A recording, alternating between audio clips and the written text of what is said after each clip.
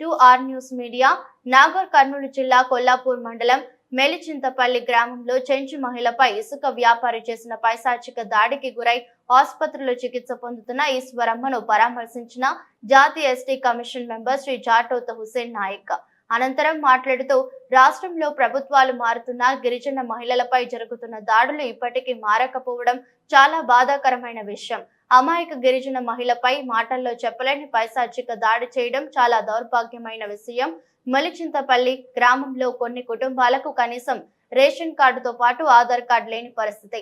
గిరిజన మహిళపై దాడి చేసిన వారిని వెంటనే కఠినంగా శిక్షించాలి. రాష్ట్రంలో ప్రభుత్వాలు పాలకులు మారుతున్నా గిరిజనుల మహిళలపై జరుగుతున్న దాడులు ఆగడం లేదు. ఈ రాష్ట్ర ముఖ్యమంత్రి శ్రీ రేవంత్ రెడ్డి గారికి గిరిజన ప్రజల పట్ల కొంచెమైనా చిత్తశుద్ధి ఉంటే వెంటనే ఈ మహిళకు న్యాయం చేయాలని కోరారు.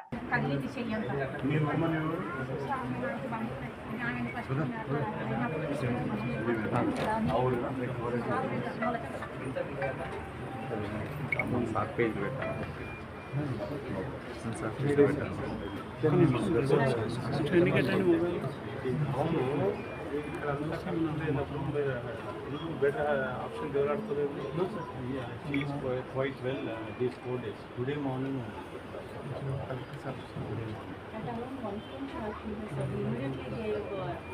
everything we are here today morning only the bounce that only she has been after 7 days she came to us. So that bounce was quite well. We collated 3 days it was quite fine. Totally